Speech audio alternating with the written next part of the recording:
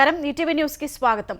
మంచి చేయాలనుకునే వారికి స్పీడ్ బ్రేకర్లు విధ్వంసం లాంటి అడ్డుకట్టలు ఇక ఉండవని ముఖ్యమంత్రి చంద్రబాబు స్పష్టం చేశారు. మంగళగిరి నియోజకవర్గం కొల్లనుకొండ వద్ద హరేకృష్ణ గోకుల క్షేత్రాన్ని ముఖ్యమంత్రి చంద్రబాబు సందర్శించారు.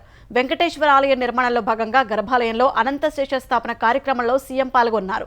భవిష్యత్ తరాల కోసం విజన్తో తలపెట్టిన అమరావతి నిర్మాణానికి దుర్గమ్మ వెంకటేశ్వర స్వామి దీవెనలు ఎల్లప్పుడూ ఉండాలని అక్షయ పాత్ర అంతర్జాతీయ అధ్యక్షులు మధు పండిత్ దాస్ ఆకాంక్షించారు. ధర్మరాజు అడుగుజాడల్లోనే చంద్రబాబు సుపరిపాలన అందిస్తున్నారని అన్నారు. అమరావతిలో ఆధ్యాత్మిక ఒరవడికి శ్రీకారం చుట్టడం శుభ సంకేతమని సుప్రీంకోర్టు విశ్రాంత ప్రధాన న్యాయమూర్తి జస్టిస్ ఎన్వి రమణ అన్నారు. అక్షయ పాత్ర స్ఫూర్తితో అతి త్వరలోనే అన్నా క్యాంటీన్లు పునఃప్రారంభిస్తామని చంద్రబాబు ప్రకటించారు. అన్నా క్యాంటీన్లకు పేదరికం లేని సమాజం ఏర్పాటుకు దాతలు ముందుకు రావాలని పిలుపునిచ్చారు. సీఎం పిలుపుతో పారిశ్రామికవేత్తలు అన్నదానానికి 3 కోట్ల విరాళం ఇచ్చారు. పూర్ టు రిచ్ స్ఫూర్తితో 100 కుటుంబాలను దత్తత తీసుకుంటారని పారిశ్రామికవేత్త పెనుమచ్చ శ్రీనివాసరాజు ప్రకటించారు. విరాళం ఇచ్చిన శ్రీనివాసరాజు, సక్కు గ్రూప్, ఎల్లమంచిలి కృష్ణమోహన్ చంద్రబాబు అభినందించారు. ప్రజలు, పార్టీ శ్రేణులు, నాయకుల కాళ్లకు మొక్కే విధానానికి స్వస్తి పలుకుతున్నట్లు ముఖ్యమంత్రి చంద్రబాబు ప్రకటించారు. తల్లిదండ్రులు, గురువులు భగవంతుడికి కాళ్లకు మాత్రమే మొక్కాలని సూచించారు. ఇకపై ఎవరైనా తన కాళ్లకు దండం పెడితే తాను తిరిగి వారి కాళ్లకు దండం పెడతానని చెప్పారు.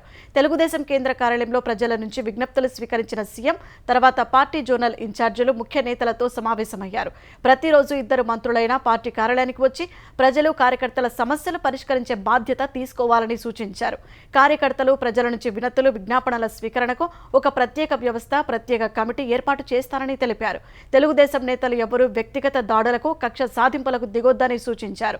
వైకాపా చేసిన తప్పులే చేస్తే వారికి, తెలుగుదేశం పార్టీకి తేడా ఉండదన్నారు. తప్పు చేసిన వారిని చట్టపరంగానే శిక్షిద్దామన్నారు. గత 5 ఏళ్లుగా తెలుగుదేశం కార్యకర్తలపై నమోదైన కేసుల వివరాలను పంపాలని నియోజకవర్గ ఇన్ఛార్జీలను ఆదేశించారు. తెలుగుదేశం నేతలు ఇళ్లు, కార్యాలయాలపై గతంలో వైకాపా మూకలు దాడులకు దిగినప్పుడు కేసులు పెట్టినా సక్రమంగా దర్యాప్తు చేయని అధికారుల వివరాలు ఇవ్వాలన్నారు. సమర్థులందరికీ నామినేటెడ్ పదవులు దక్కుతాయని చెప్పారు. అధికారంలోకి వచ్చేసామని అలసత్వం వీడి ప్రజాసేవకు పునరంకితం కావాలని నేతలకు చంద్రబాబు పిలుపునిచ్చారు. ఎలాంటి కోతలు లేకుండా తల్లికి వందనం పథకాన్ని కూటమి ప్రభుత్వం అమలు చేసి చూపిస్తుందని ఆంధ్రప్రదేశ్ జలవనరుల శాఖ మంత్రి నిమ్మల రామనాయుడు స్పష్టం చేశారు. ఎన్నికల హామీ ప్రకారం ప్రతి విద్యార్థికి 15,000 చొప్పున తల్లికి వందనం పేరిట ఇచ్చేందుకు త్వరలోనే విధి విధానాలు ప్రకటిస్తామన్నారు. అబద్దాలకు, అసత్యాలకు వైకాపా పేటెంట్ పొందిందని మంత్రి రామనాయుడు ఎద్దేవా చేశారు. 2019లో వచ్చిన 3 అంకెల సీట్లు 2024లో డబుల్ డిజిట్కు పడిపోయినా వైకాపాకు బుద్ధి రాలేదని ఆయన దుయ్యబట్టారు.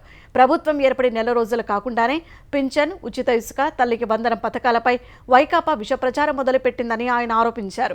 2 పిల్లలు ఉన్నా అమ్మఒడి ఇస్తామని హామీ ఇచ్చే మాట తప్పింది జగన్ కాదా అని ఆయన ప్రశ్నించారు.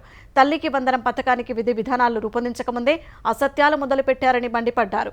2019లో 2 పిల్లలు ఉన్నా అమ్మఒడి ఇస్తామని భారతిరెడ్డి చెప్పిన వ్యాఖ్యల వీడియోను రామనాయుడు ప్రదర్శించారు. అన్నమయ్య జిల్లా మదనపల్లి బీటీ ప్రభుత్వ డిగ్రీ కళాశాల సిబ్బందిని గత వైకాపా ప్రభుత్వం మానసిక వేదనకు గురిచేసిందని ఆంధ్రప్రదేశ్ విద్యాశాఖ మంత్రి నారా లోకేష్ మండిపడ్డారు. 23 నెలలుగా వారికి న్యాయబద్ధంగా అందాల్సిన నియామక ఉత్తర్వులు, జీతాలు ఇవ్వకుండా ఇబ్బందులు పెట్టిందన్నారు. ఇదే విషయాన్ని ప్రజా దర్బార్లో తన దృష్టికి తీసుకువస్తే సమస్య పరిష్కరించాలని అధికారులకు సూచించినట్లు తెలిపారు. 2 ఏళ్లుగా తాము ఎదుర్కొంటున్న సమస్యలు లోకేష్ చొరవతో వెంటనే పరిష్కారమయ్యాయని మదనపల్లి బీటీ ప్రభుత్వ డిగ్రీ కళాశాలలోని ఉద్యోగులు సంతోషం వ్యక్తం చేశారు. వైకాపా పెద్దలతో అంటకాగుతూ బీటీ కళాశాల ప్రిన్సిపల్ ఉద్యోగులను వేధింపులకు గురి చేశారని ఆవేదన వ్యక్తం చేశారు. సమస్యను మంత్రి దృష్టికి తీసుకెళ్లేలా కథనాలు ప్రసారం చేసిన ఈటీవీకి ధన్యవాదాలు తెలిపారు. డ్రగ్స్ను అరికట్టేందుకు ప్రభుత్వ, ప్రైవేటు హైస్కూళ్లలో ప్రహరీ క్లబ్లు ఏర్పాటు చేయాలని తెలంగాణ విద్యాశాఖ నిర్ణయించింది. పాఠశాలలు, పిల్లల సంరక్షణ కేంద్రాల పరిసరాల్లో మాదక ద్రవ్యాల విక్రయాలు జరగకుండా ప్రహరీ క్లబ్లు నిఘా పెడతాయి. పాఠశాల ప్రధాన ఉపాధ్యాయుడు లేదా ప్రిన్సిపల్ ప్రహరీ క్లబ్కు నేతృత్వం వహిస్తారు. సీనియర్ లేదా విద్యార్థులతో స్నేహపూర్వకంగా ఉండే ఒక ఉపాధ్యాయుడు, తల్లిదండ్రుల నుంచి ఒకరు, స్థానిక పోలీస్ స్టేషన్ నుంచి ఒకరు సభ్యులుగా ఉంటారు.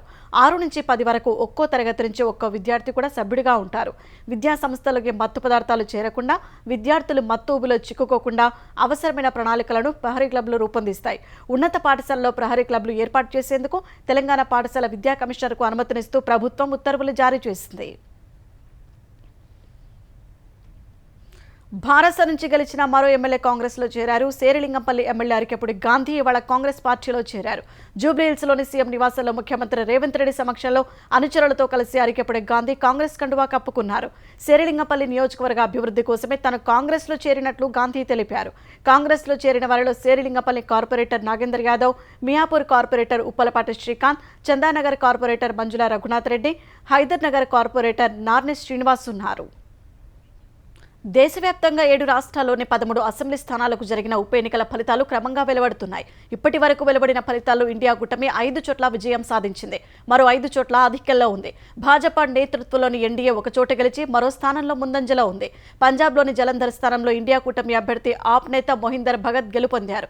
పశ్చిమ బెంగాల్లో మొత్తం 4 చోట్ల ఉప ఎన్నికలు జరగా 3 చోట్ల తృణమూల్ గెలిచింది. మరో స్థానంలో ఆధిక్యంలో కొనసాగుతోంది. హిమాచల్ ప్రదేశ్లోని దేహ్రాలో ఆ రాష్ట్ర ముఖ్యమంత్రి సుఖ్వీందర్ సింగ్ సుఖు సతీమణి కాంగ్రెస్ అభ్యర్థి కమలేష్ ఠాకూర్ విజయం సాధించారు.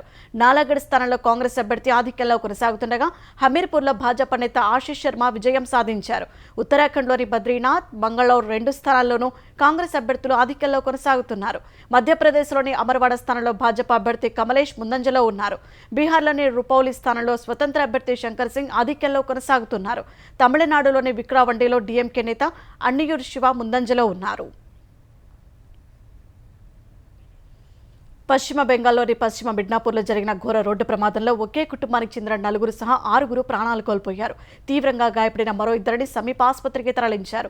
గత రాత్రి ఓ రోగిని కిర్పాయ్ నుంచి మెడిన్పూర్ మెడికల్ కళాశాలకు తరలిస్తున్న అంబులెన్స్ మార్గమధ్యలో సిమెంట్ లోడుతో వెళ్తున్న ట్రక్కును ఢీకొట్టింది. ప్రమాద సమయంలో అంబులెన్స్లో రోగి కుటుంబ సభ్యులు సహా 8 మంది ఉండగా అందులో 6 అక్కడికక్కడే ప్రాణాలు కోల్పోయారు. రోగితో పాటు డ్రైవర్కు తీవ్ర గాయాలు కాగా వారిని ఆసుపత్రికి తరలించి చికిత్స చేయిస్తున్నారు. డ్రైవర్ మద్యమత్తులో ఉన్నాడా అనే కోణంలో పోలీసులు విచారణ జరుపుతున్నారు.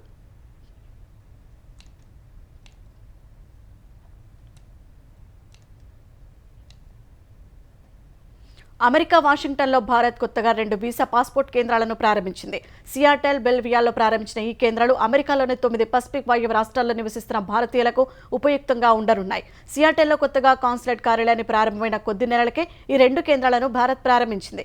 అమెరికాలో New York, Atlanta, Chicago, Houston, San Francisco రాష్ట్రాల భారత కాన్సులేట్ కార్యాలయాలు ఉన్నాయి.